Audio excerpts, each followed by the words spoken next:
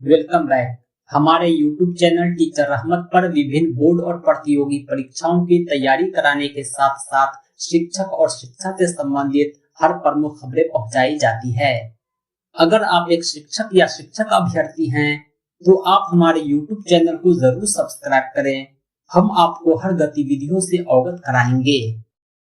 आपको मालूम होगा कि नवनियुक्त शिक्षकों के वेतन पूर्व प्रक्रिया काफी तीव्र गति से चल रही है, क्योंकि यथाशीघ्र नवनियुक्त शिक्षकों के वेतन भुगतान का आदेश बिहार सरकार शिक्षा विभाग द्वारा निकाला जा चुका है। इस बीच नवनियुक्त शिक्षकों के सभी शैक्षणिक प्रशैक्षणिक प्रमाण पत्र जमा किए जाएंगे। नवनियुक्त शिक्षकों के वेतन पूर्व जो सत्यापन की बाधा थी वो अब समाप्त हो चुकी है, लेकिन सत्यापन के अतिरिक्त अन्य दस्तावेज की आवश्यकता होती है, जिसके उपरांत ही शिक्षकों को वेतन सौंपा जाता है। उदाहरण के लिए बैंक अकाउंट नंबर, क्योंकि नवनियुक्त शिक्षकों को भी उसका वेतन बैंक खाते में दिया जाएगा और शिक्षकों को जो सैलरी मिलती है केवल SBI बैंक खाते में दी जाती है। इसके अलावा नियोजित शिक्षकों का EPF डिडक्शन होता है। इसके लिए PF अकाउंट होना अनिवार्य है। इसके अतिरिक्त बहुत सारे दस्तावेज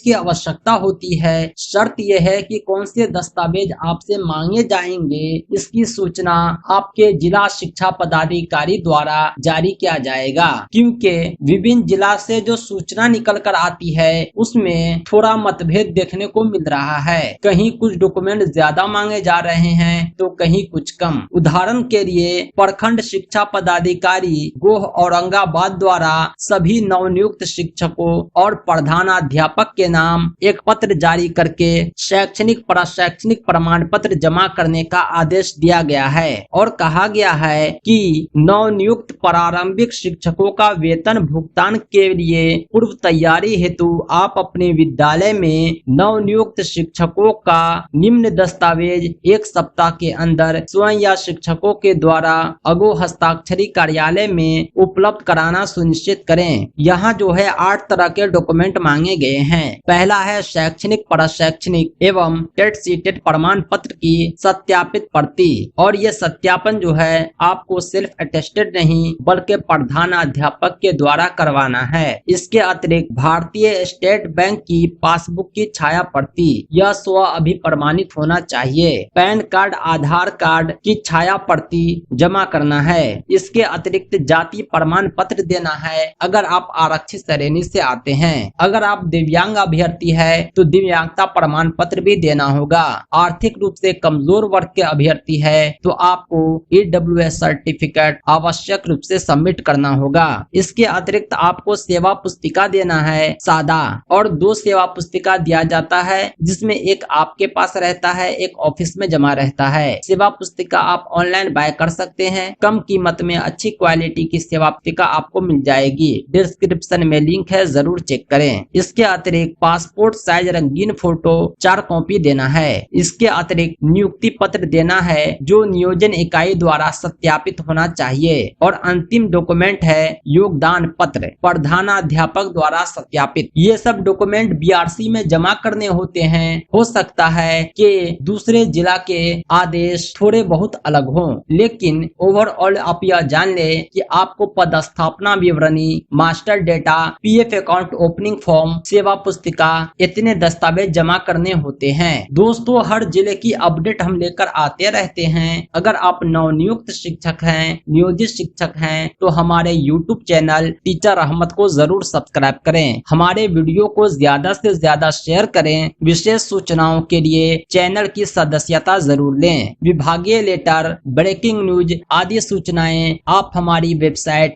www.teacherrahmat.com से पा सकते हैं।